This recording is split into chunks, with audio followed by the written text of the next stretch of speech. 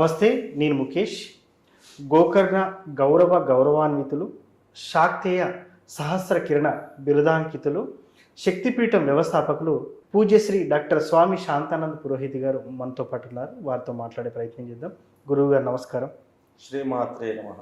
ఈ మధ్య కాలంలో చాలామంది వాళ్ళ జీవితం నచ్చట్లేదని కొంతమంది సూసైడ్లు చేసుకున్నటువంటి పరిస్థితిని మనం చూస్తాము.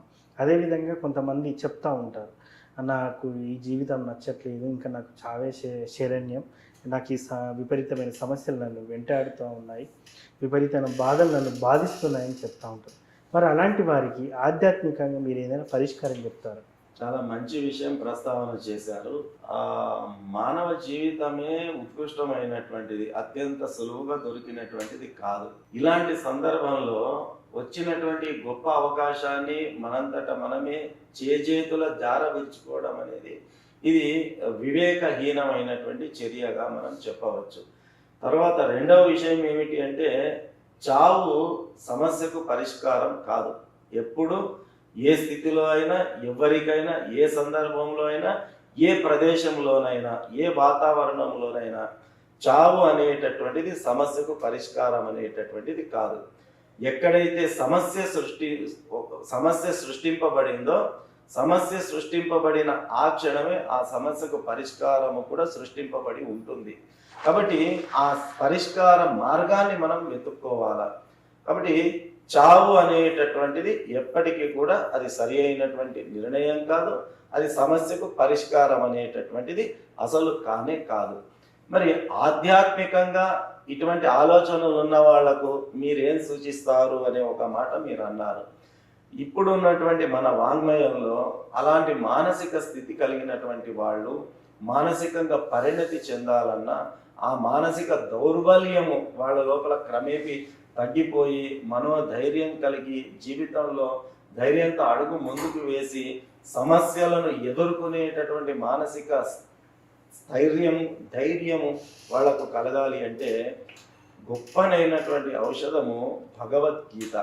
ఈ భగవద్గీత 18 అధ్యాయాలు 700 శ్లోకాలతో కూడుకున్నటువంటి, అలాంటి మానసిక దౌర్బల్యం కలిగినటువంటి వాళ్ళు, అలాంటి ఆలోచనలు వచ్చినటువంటి వాళ్ళు వెంబడే భగవద్గీతను ముందు పెట్టుకొని ఆ భగవద్గీత పారాయణం గనక చేసుకుంటూ వెళ్ళినట్టయితే వారి జీవితంలో ఊహించినటువంటి గొప్ప మలుపు 100కు 1000% వచ్చి తీరుతుంది. అందులో ఎలాంటి సంశయం లేదు.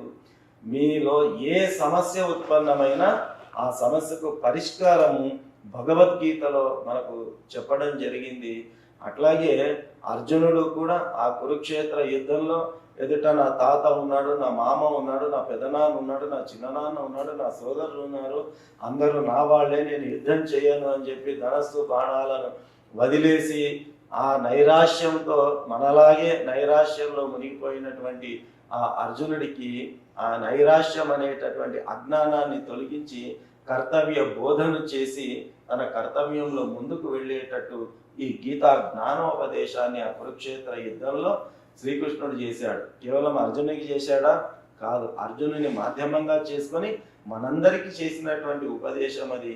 కాబట్టి అర్జునుడు ఎలా నైరాశ్యంలో ఉంటే తట్టి లేపి ఆయనను ముందుకు నడిపించిందో భగవద్గీత, నైరాశ్యంలో ఉన్నటువంటి మనల్ని కూడా తట్టి లేపి ఈ భగవద్గీత ముందుకు నడిపిస్తుంది అనడంలో ఎలాంటి సంశయం లేదు. కాబట్టి ఆ మానసిక దౌర్బల్యాన్ని అతిక్రమించాలి అంటే భగవద్గీత గ్రంథాన్ని ఇంట్లో పెట్టుకొని రోజుకు కనీసం ఒక్క శ్లోకాన్నైనా పఠిస్తే చాలు. ఆ భగవద్గీత నీ మానసిక దౌర్బల్యాన్ని దూరం చేస్తుంది, నీ సమస్యలకు పరిష్కారాన్ని నీకు చూపిస్తుంది, జీవితంలో ముందడుగు వేసే రకంగా నిన్ను ప్రేరేపిస్తుంది. గురువుగారు, ముఖ్యంగా భగవద్గీతని ఇంట్లో పెట్టుకొని చదవమని చెప్తున్నారు కదా, మరి ఈ చదివే క్రమంలో ఖచ్చితంగా ఆ మనిషి శుచి, శుభ్రత, నియమ నిబంధనలు, బ్రహ్మచర్యం పాటించాలంటారా? మామూలుగా పారాయణం అనేటటువంటిది ఆసన శుద్ధి, వస్త్ర శుద్ధి, మానసిక శుద్ధి ఉంటే సరిపోతుంది.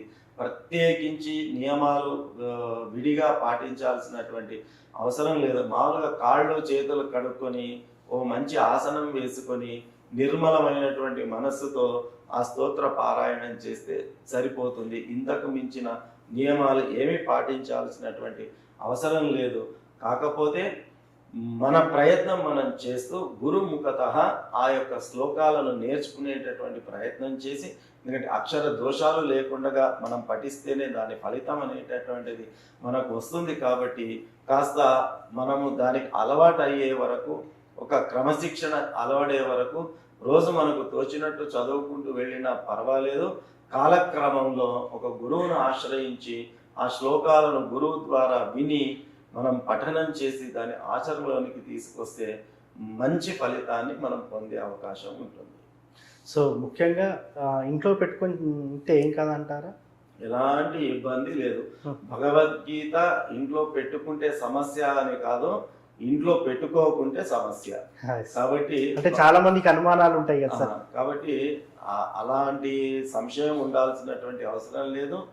హిందువు అయినటువంటి ప్రతి వ్యక్తి ఇంట్లో భగవద్గీత తప్పనిసరిగా ఉండి తీరాల్సిందే.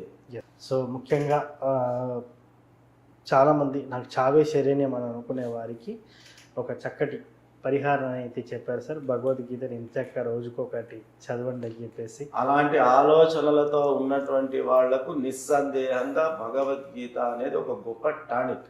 చాలా చక్కగా చెప్పారు గురువు గారు. ధన్యవాదాలు. శ్రీమాత్రే నమః.